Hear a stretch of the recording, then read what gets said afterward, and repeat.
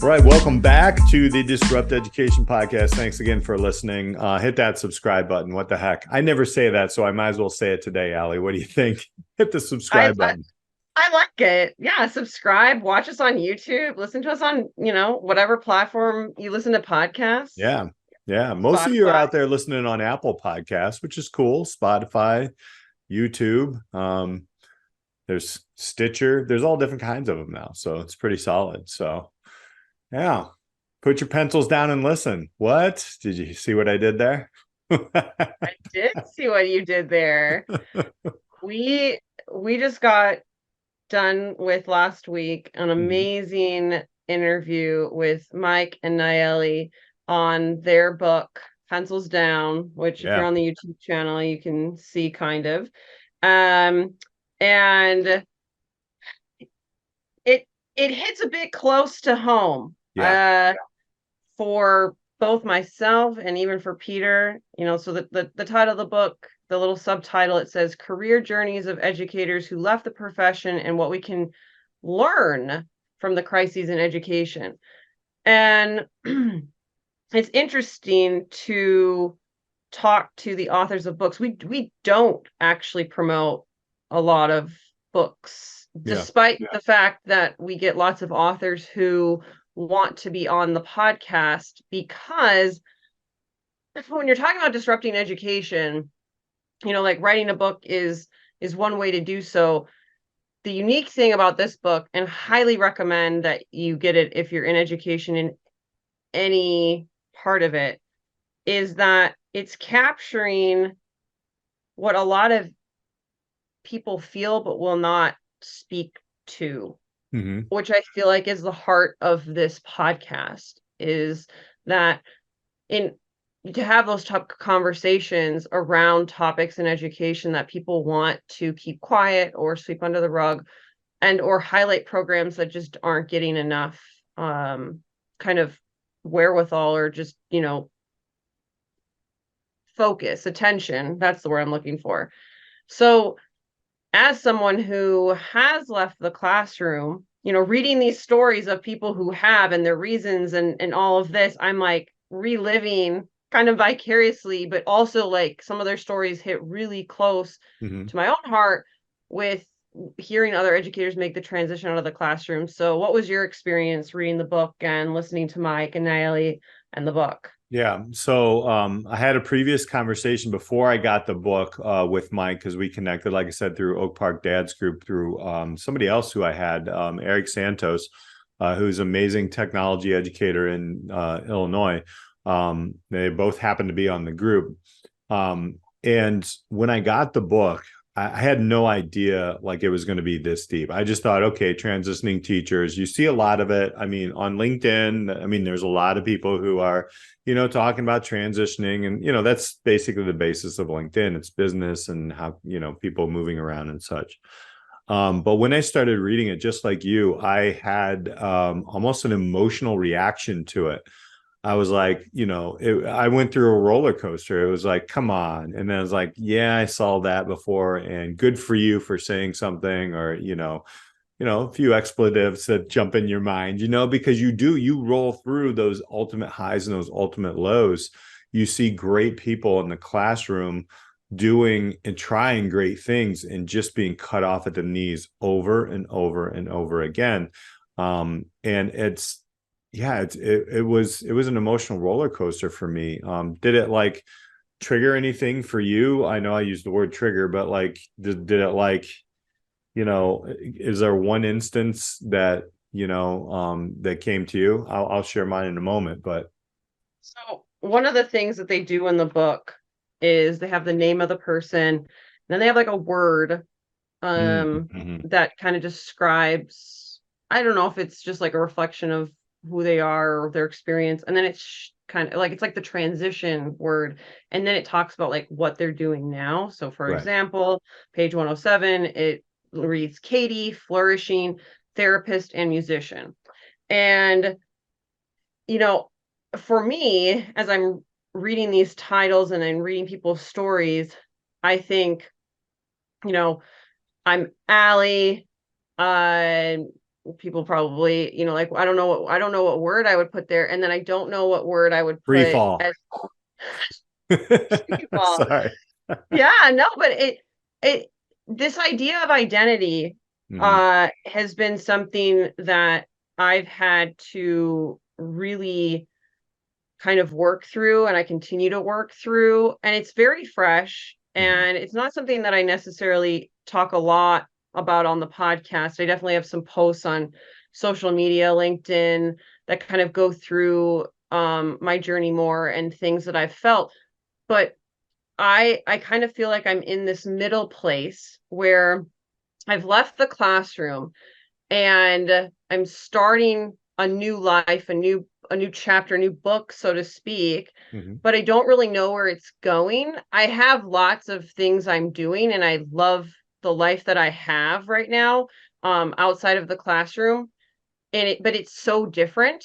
And one of the things that maybe the book doesn't highlight, but it really got me thinking about is the the time it can take for an educator to kind of break down the the kind of hats and identities and personas that they wear as an educator, and they carry into almost every aspect of their lives, and myself included.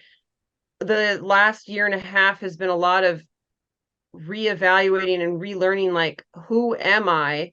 And I've talked about like teacher Alli versus summer Alli, school year Alli versus, non-school year Alli. And when I left the classroom, I thought that the school year Alli, that kind of person, would come back out Hmm. after my first summer, and she never did.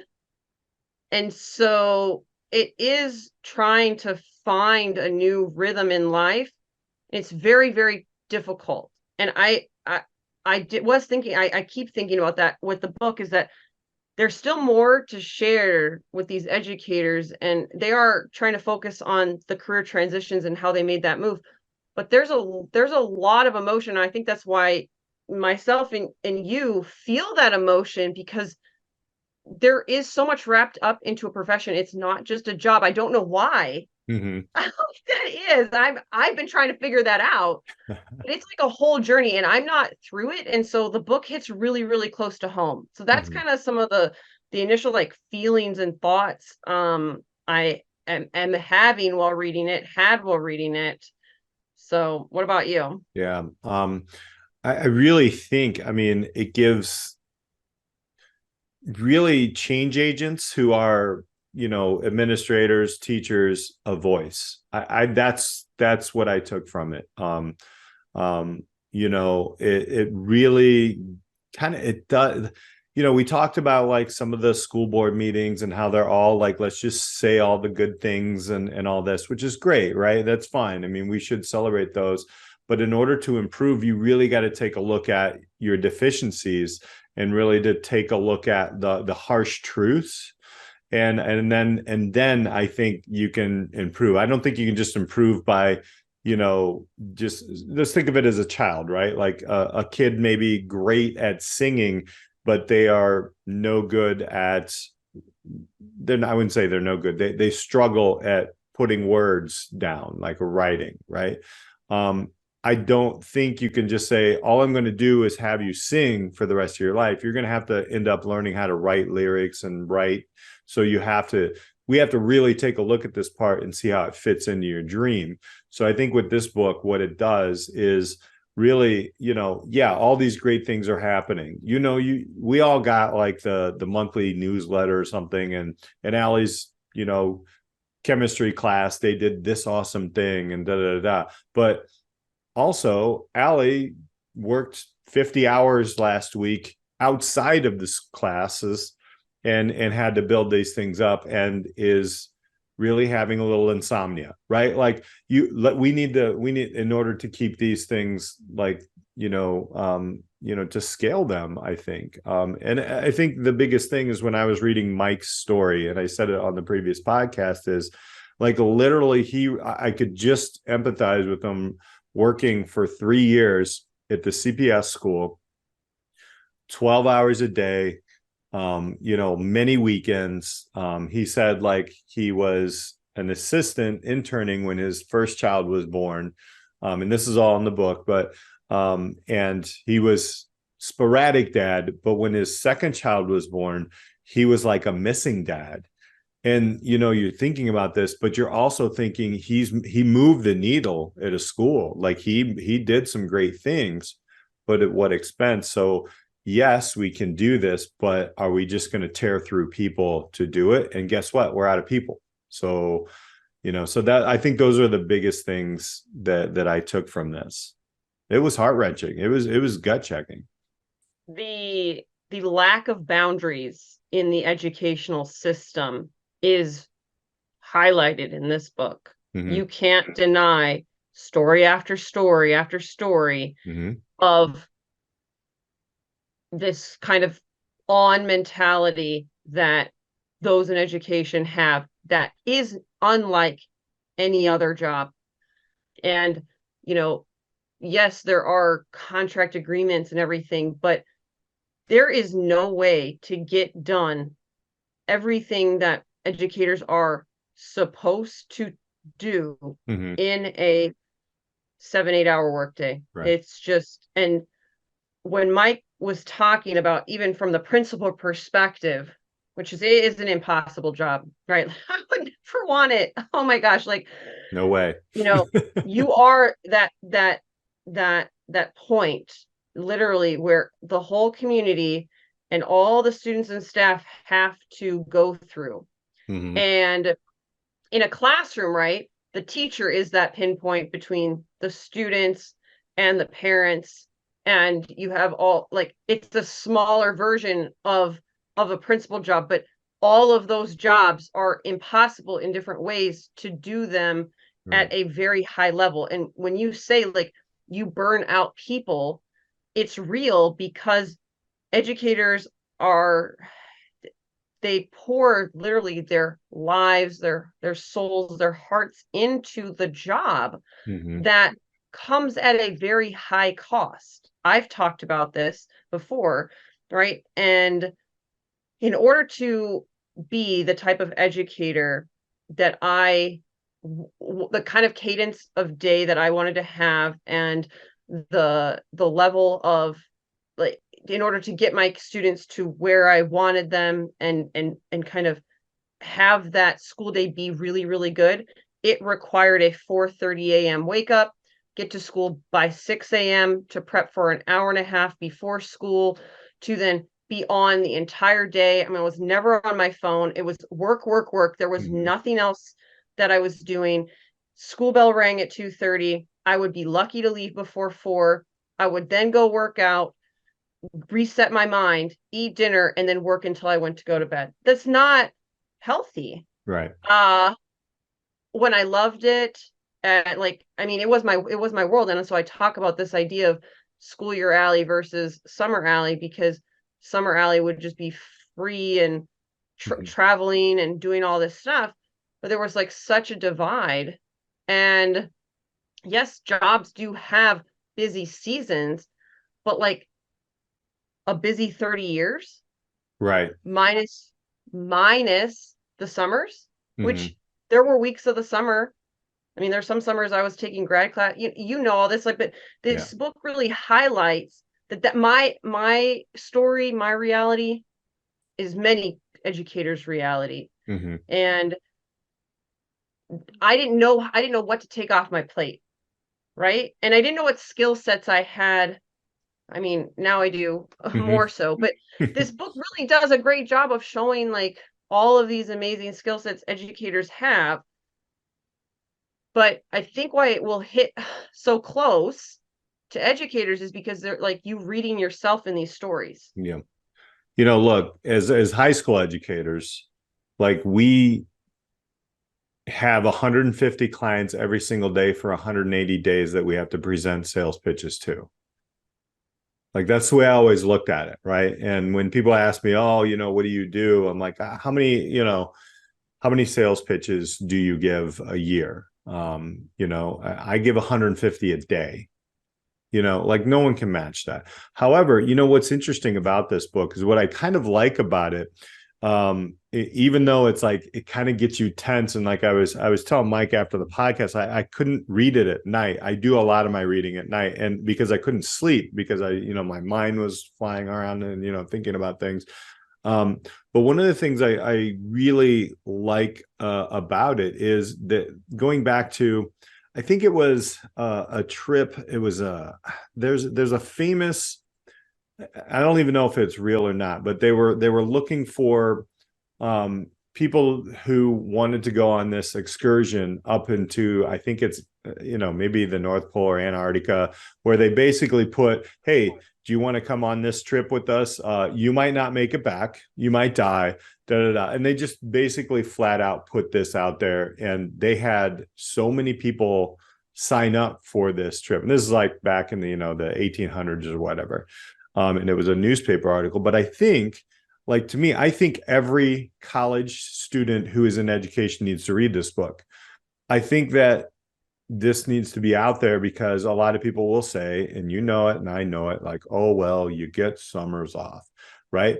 Summers have been shrunk down to about 8 weeks on average, maybe 10.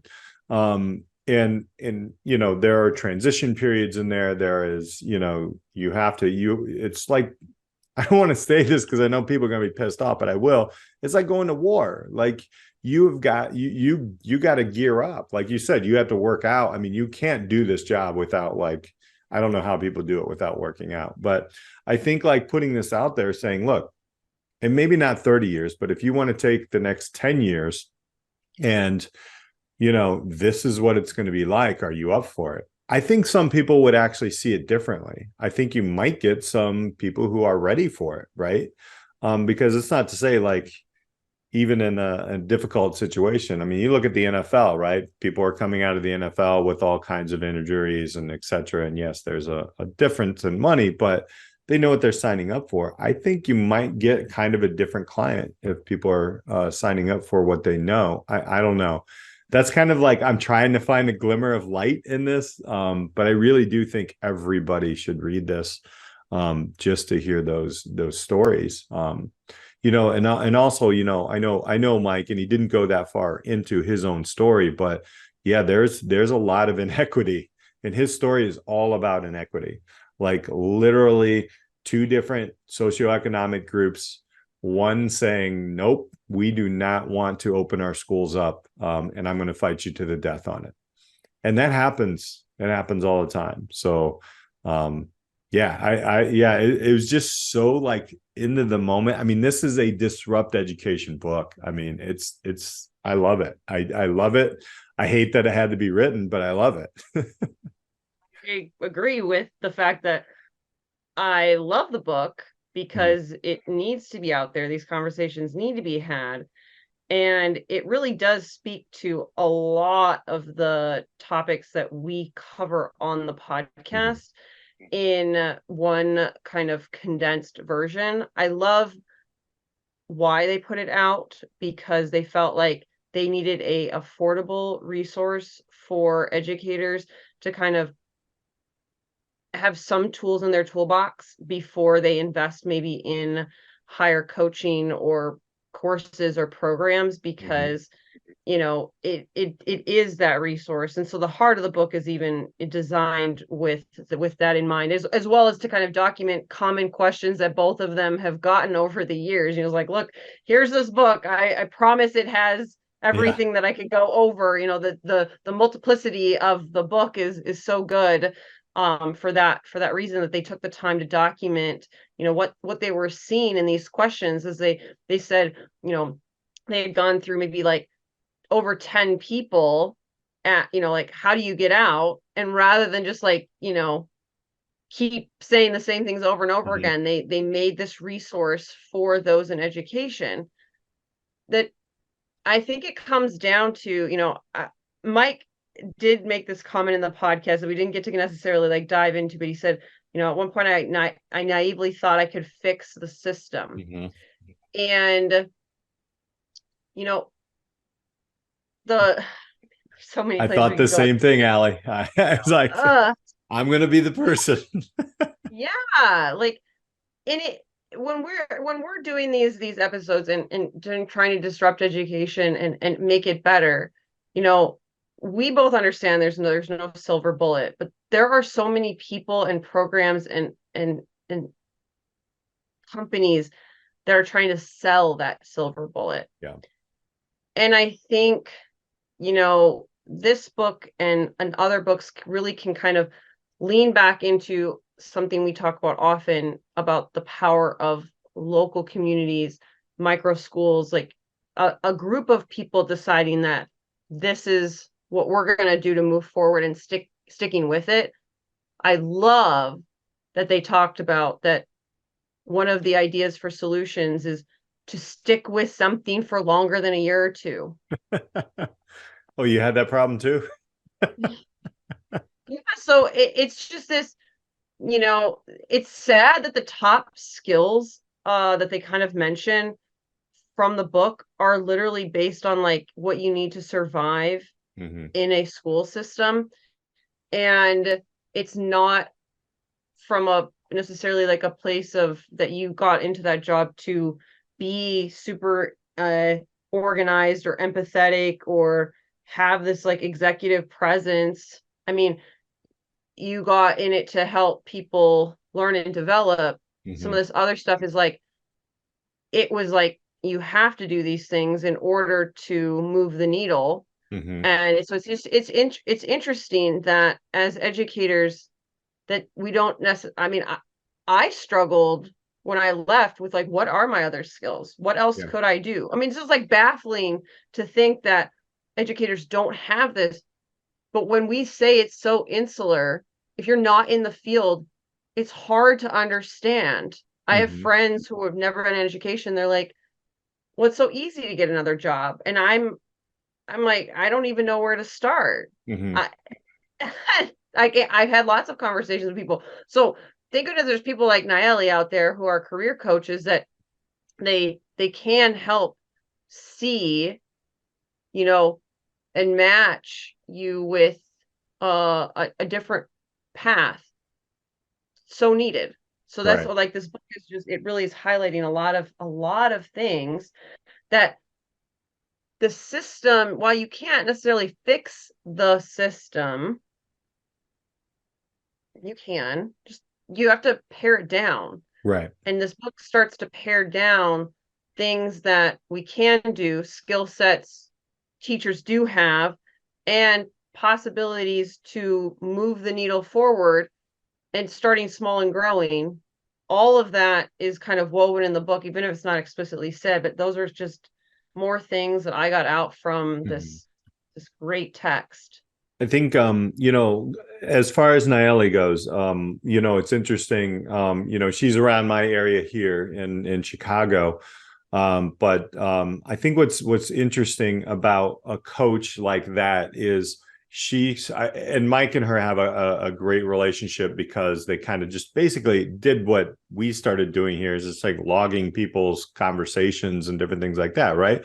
Um, one of the things that is difficult for educators to do is to ask for help. It really is because we are so siloed and or in such small groups. We do not get the opportunity or the time to ask outside of our local, like small, sometimes even like classrooms. And that is a hump that I learned here through Nallely. Like if you want this, ask, get out there and ask a coach. Because I think a lot of the terms that we use in education, they are different terms, yet they're the same skill sets that are in business. And I think that's one of the biggest things that I took from Nallely as she's talking about this. I'm thinking to myself, I'm not going to ask an administrator for help because usually you don't want to show weakness in front of an administrator, not always, but like in the system, it's like, take care of it. That's why we hired you. And we personalize what we do so much. It's hard for us to ask coaches or anybody else. I mean, how many times have you gone to, there's only a select amount of people who will go to their curriculum coaches if you have them, if you're lucky enough to have them in your schools. I'm not that type of person, but now I'm realizing, like, if I wanted to make a move or to do that, you have to ask. It's funny, we ask our students, like, ask for help, but yet it's kind of the system, isn't it? Like, you don't really have an opportunity or Time. time to ask for help. I don't know. What are your thoughts there? I mean, I am somebody who says, like, when people say they don't have time, it's just an excuse. Yeah. And I would asterisk that with unless you're teaching, Mm-hmm. because the school day is this warp speed blur Yeah. of there's always like a building list. You're never like, it's like you cross one thing off and three more things pop up. Yeah. I mean, it doesn't matter, like the work. I just remember friends, as I like teaching friends, as the years would go by, like, you know, just go home. There will always be more work to do. Mm-hmm. It's Mm-hmm. never ending. And so you do need help as an educator. And so when Mike was talking about, the solutions that will never happen, it's like funding schools, having proper funding for the amount of work that is required would require, right? Like teachers being responsible for less. Well, how do you do that? You have more teachers, you have more adults in the building with more roles. Well, if there's a teacher shortage, how do you even do that? Like, how do you entice people? It's going to require money, right? It Mm-hmm. does come down to that ultimately. Uh, but as the job gets bigger, you're going to have fewer and fewer people who want even to take the job. It's not an entry level job. Like, No. it's a full on, like, go Mm-hmm. fast mode. But because of that, and because of the isolation, that your day literally is around children, there isn't time for adults. There's very few other jobs where you can even, like, it's so abnormal to think Yeah. that, like, you're not around adults. Like, you're surrounded by them, but there are walls and there's not time to have a conversation, let alone use the bathroom, which I think is Mm-hmm. hilarious that was like a common theme. It's so true. I was thinking about that. I literally was thinking about that this week, or the last week at school. As I'm reading the book, I'm like, man, I really don't have time. I'm eating a bag of nuts, like, for lunch during, like, an intervention class. It's like, is this normal? I mean, and I guess there are some, professions that do that. I mean, you got to think of, like, maybe like an ER nurse or something like that, or a doctor or whatever. Um, but I mean, it's incredible, the things that happen in education that people don't understand. I will put the bright light on, Mike brought it up, is AI, right? Like, is there a way where now, we have to become more of the human-centered person? And I think that's one thing that I'm shifting in education, is teaching students how to use their personal assistant and actually use AI to give them the knowledge, because I'm a believer in what Jack Ma said, was knowledge is dead. I mean, you can find it out anywhere, especially as it relates to educational systems. Now, how do I help people find their dreams and aspirations by using the knowledge that they can get, not me? And I still think there's a huge turnaround for students to understand, not to just ask the teacher, right? Can you help me with this? I try not to be a jerk about it, but I think the hardest part is, like, I'm trying to get you to seek the answers. So if I'm not around, and you're in a company where you have to do, like, this one or two things, you have the tools to find that answer, and to reach out, not just cheat, but I mean, like, how, like Mike was saying, how do I get AI to teach me something, and then, find videos and do all this stuff?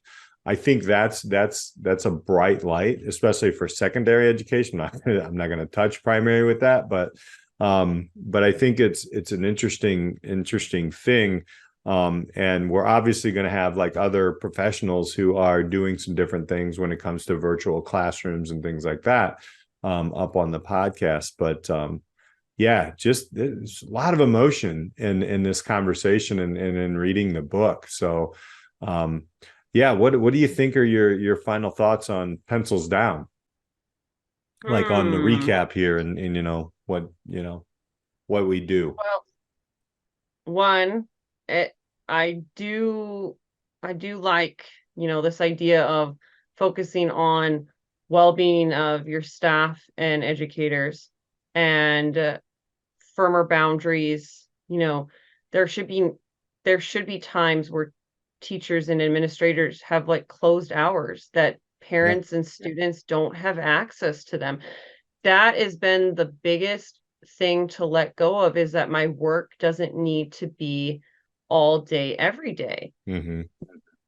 But there was never a boundary, and it was there from the very beginning. I didn't know another lifestyle than just being on all the time or having emails that I felt like I needed to answer.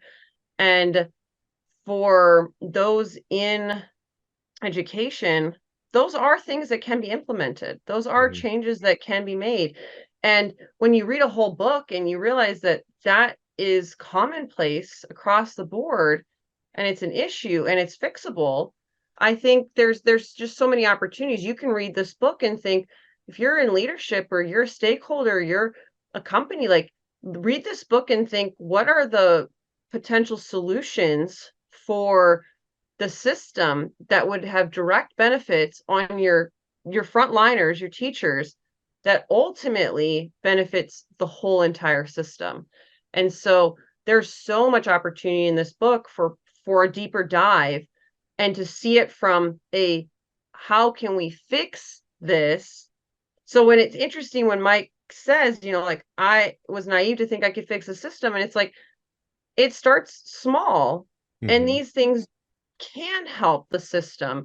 And ultimately, it doesn't have to be like, there's no perfect system, there's no perfect school, there's no perfect business, there's no perfect anything, but you can improve it, and you can put like stitches instead of band-aids. You don't have to think that there aren't solutions and that everyone wants to get out, because there are plenty of happy teachers and there are districts doing amazing things to create better balances. It's just not streamlined, it's not across the board. And this book highlights that there is a crisis. It will have more consequences, but that also means there's tons of opportunities to address it at different levels, like, Mm-hmm. how big do you want to swing and how big do you want to approach and reform education? There's opportunities at every level. So if you're, someone listening to this who is at the legislative level or at the federal level, by all means, there are ways that those policies could greatly impact from the top down. But realistically, most of these changes can happen from the bottom up. Yeah, 100%. I made it this far somehow. I don't know. But I think like no one should feel like bad, as I was going into this. I'll kind of throw my final thought in here too. I was wondering, like, how are you going to feel, right? Like, we're talking about, like, I'm still in the system, you're not in the system. Um, are we right and wrong? I don't think so. I think we're both in our own path, and I think that this book, that my final thought is, it's okay. Like, if you do a couple of years in education and or 10 years like yourself, great. You did a great duty. We've talked to previous students, that have said, Miss Privet, man, I remember this and this. You've changed lives, and it doesn't matter, like, how long you've been in or if you're still in or not. That it's, and I like the way that you put it, as an opportunity, right? The opportunity to self-reflect. Your reaction was a little bit different than mine, and that's cool, right? And I think having these conversations is really what real learning is about. And can we bring more of this into the education system, where we have more time for, well, I think we've always said it, the humanistic approach, or human-centered learning moments within a system, to make those small things happen. So love it. Pencils Down is the book. Go back if you didn't listen to the last podcast, Mike and Nallely, the authors. It was great. We are not paid to say anything like to promote this book, but I am hands down saying I think anybody around education should read it. So yeah. Gift it to a teacher who you've heard talking about potentially switching, right? That was one of the things in the book. They said, like, everybody knows a teacher, and they've had conversations with teachers who are like, should I get out, or if they're out. And I mean, I'm going to be regifting this to one of my friends and have them pass it along, because I just think that it's timely, it's relevant, and it can open minds in a very honest and direct way, but it's not like in your face, but it's just the right amount, maybe. Yeah, I think so. Sharing the stories and being like, look, this is the reality. And also, if you are a teacher and you are like, oh, I don't know how I could ever leave, but I really feel like I need to leave.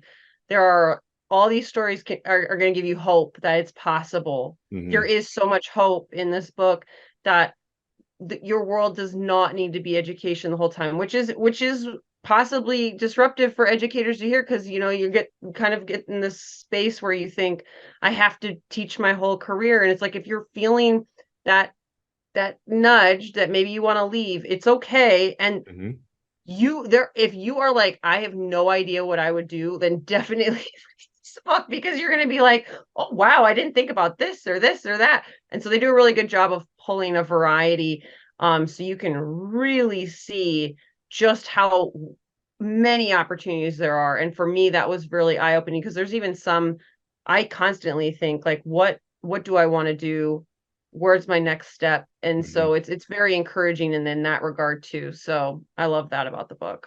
Great. Well, again, we'll put the link down. Thank you all for hanging out with us today. Alli, thank you for, we're in different levels of education. And I think this kind of like brought it to the forefront in conversating and just being open about how you're reflecting with the book and reacting to the book, and how I am. So, but if you guys have any comments, on these platforms you're listening to this or watching it, we're here and available.